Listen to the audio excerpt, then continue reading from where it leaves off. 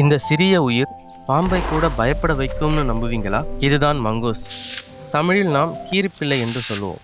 சிறிய உடல்தான், ஆனால் துணிச்சல் ரொம்ப பெரியது. இந்தியாவின் கிராமங்களிலிருந்து காடுகள் வரை இது வாழ்கிறது. வேகம், கூர்மை, கவனம் மூன்றும் இதோட ஆயுதம். ஒரு வினாடி கவனம் சிதறினாலும் இதற்கு ஆபத்து. ஆனால் மங்கூஸ் எப்போதும் எச்சரிக்கையாகத்தான் இருக்கும். பூச்சிகள், எலிகள், கூடவே பாம்புகளும் இதோட உணவு. ஆமாம், பாம்புகளோட நேரடியாக போராடும். விஷமா, பயமா? இல்லை, புத்திசாலித்தனம்தான் ஜெயிக்கும். அதோட வேகம், அதோட கவசம், தடிமனான முடி காயத்தை குறைக்கும். சில நேரம் தனியா, சில நேரம் குழுவோட ஒன்றாக இருக்கும். ஆபத்து வந்தா உடனே எச்சரிக்கும். ஒரு குழுவோட ஒற்றுமைதான் உயிர் காக்கும். விவசாயிகளுக்கு தெரியாமலேயே இது உதவி செய்கிறது. ஆம், எலிகளை கட்டுப்படுத்தும் இயற்கை காவலனாக இருக்கின்றது. அதனால்தான் மனிதர்களுக்கு நண்பன் என்று சொல்கிறார்கள்.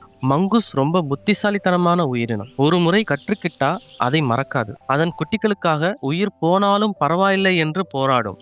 வேட்டை, பாதுகாப்பு எல்லாவற்றையும் அதன் குட்டிகளுக்கு கற்றுக் கொடுக்கும். 6 முதல் 10 வருடம்தான் வாழ்க்கை.